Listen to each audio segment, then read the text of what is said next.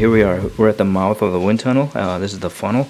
And then those are the straws that straighten the air. So as you can see, the mouth is like the biggest part.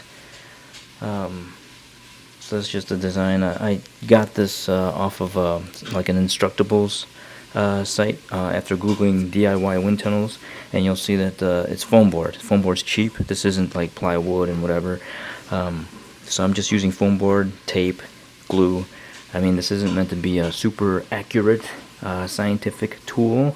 It's just mostly for fun. I don't even have any kind of force measurement in there, no scales or whatever. So I think, you know, to really measure something, and if you want to measure small differences and changes to whatever models you're making, you need like a regular gram scale, kitchen scale. I don't know how accurate that would be, because the wind itself, I think, would make it fluctuate a bit. So what I think you really need to make any kind of measurements like that and comparisons is something that you can record on a computer and average out to get the best numbers. So, you know, I mean, if you look at it, there's a gap right here, and I didn't tape it up because I'm going to disassemble this fairly soon, so I didn't want to bother making it all taped up and smooth and then have to cut it all. So at some point I will tape that up and do some better videos, but right now I'm still about, I would say it's like 90% complete. So here's the mouth.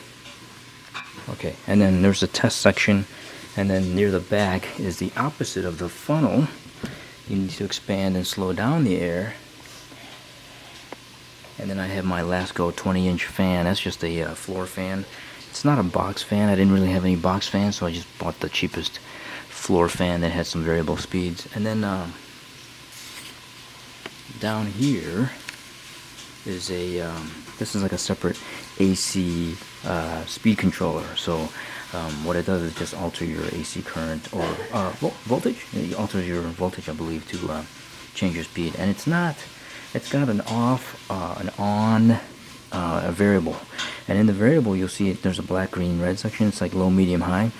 It really doesn't do anything until you get to about medium. So it's not super fine, but it's good enough. So I can put it in low speed. I can put the fan in low speed and then have some control over that low speed. And then I could put it in medium and also have that control. And then, of course, high. And in high speed, you probably get the best video, the best smoke trails. So here's the test section. This is the important part. So you need the funnel, and you need the rear, and then to mate up with the size of your fan. So the foam board, by the way, these measurements, I didn't do any calculations or Reynolds numbers or anything like that.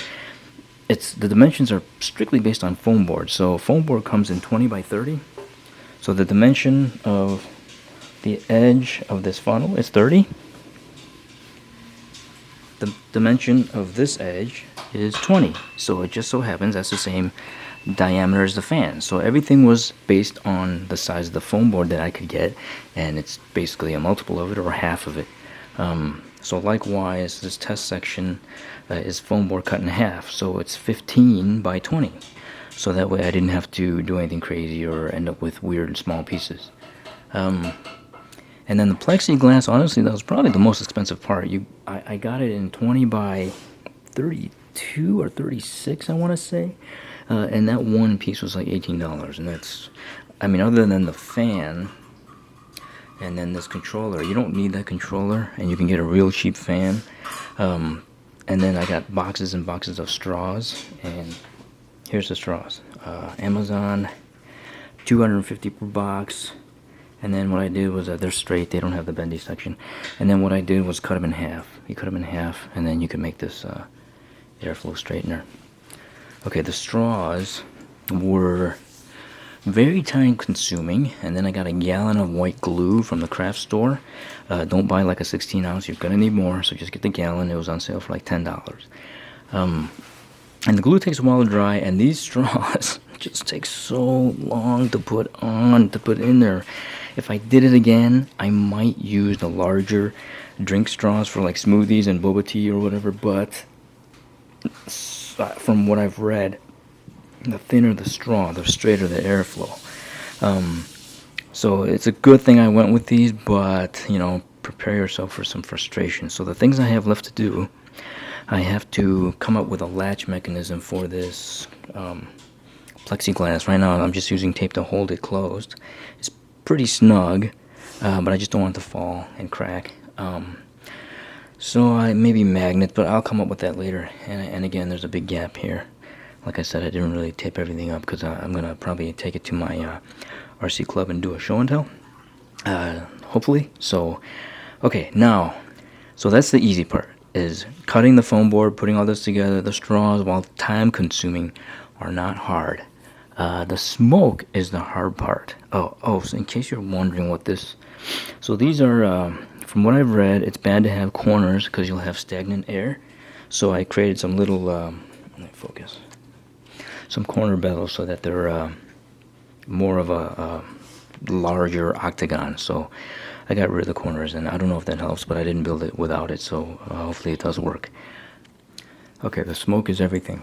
Without a way to visualize what's going on, there's really almost no point to this, other than if you had a force meter you could measure things, but since I don't have that, really this is just a visual tool for fun.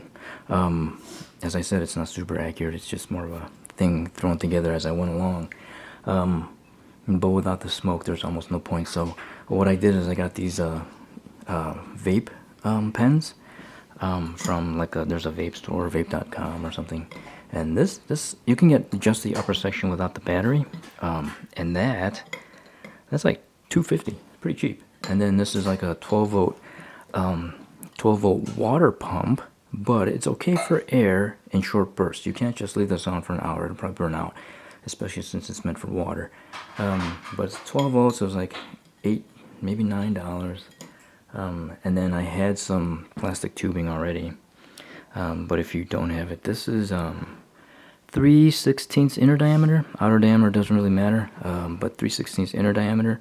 And see, this shape is because I actually use the heat gun to reshape it so that it fits my vape pen nozzle right there. And then this is a I just happen to have a 2S LiPo battery, so it's 7.4 to 8.4 volts. I happen to have this for something else I built, RC related, so it has a switch, volt display, and you can turn off the volt display, save battery. Otherwise it will drain the battery if you leave this on. But if you turn the switch off, they both go off, so it doesn't matter. So it tells me if I need to recharge this or not. I have XT30 connectors going into this whole contraption. So here's the important part. XT30, which takes your 8 volts or 12 volts. And then I have a voltage regulator, and that's variable. You can get like a pack of 5 of them on Amazon. It's a variable voltage regulator. I set it at 4 volts because the coil is in this vape pen. Don't take 8 volts very well. I tried it the first time. I went straight to voltage, straight from battery, and it glue red hot, spit out smoke for about 5 seconds, and then pop, it burned out. So the good thing is these are $2.50, so I did happen to buy 4 of them. I knew they would wear out, and I would just replace this. The instructions for doing the part that's under the tape, you can find on YouTube. Just Google cosplay vape pen fog machine or something like that. I'm not going to give you any links. You can do this all yourself. They're real easy to Google these things. For the shape of the wind tunnel, you can Google DIY wind tunnel, and there's an instructable. There's a version 1 and a version 2. I would look at the version 2 because he made some improvements himself. But yeah, I'm not gonna I'm not gonna tear this apart and show you what's inside. I'm not gonna send links for everything I did because this is just kind of do it as you go along. So voltage regulator, XT30 on-off switch, tube. So obviously I have a 3D printer, and that's a model of the Tesla Cybertruck. But more importantly is I printed this, what's called a smoke rake. Printed this in 2 halves and then glued it. But this provides a smoke. It gives you the lines of smoke in your wind tunnel. And then I just zip tied the plastic tubing to it. Inner diameter is 2 millimeters. Outer diameter of each nozzle is 5 millimeters. And then this is like an airfoil shape to be more aerodynamic because it's going aft of the straighteners of the straws. So you don't want to disturb the air. at least as little as possible. So, and then I just happen to hold this in front of the model, and so I have a list of things I need to complete. A better way to latch the screen, the plexiglass, a way to hold this so that it doesn't move around without me having to hold it the whole time. Maybe tape up the joints a little better. And that's pretty much it. To see everything, I just use this flashlight. And if you put it on top, and then turn off the lights in the room, you actually get a pretty good image.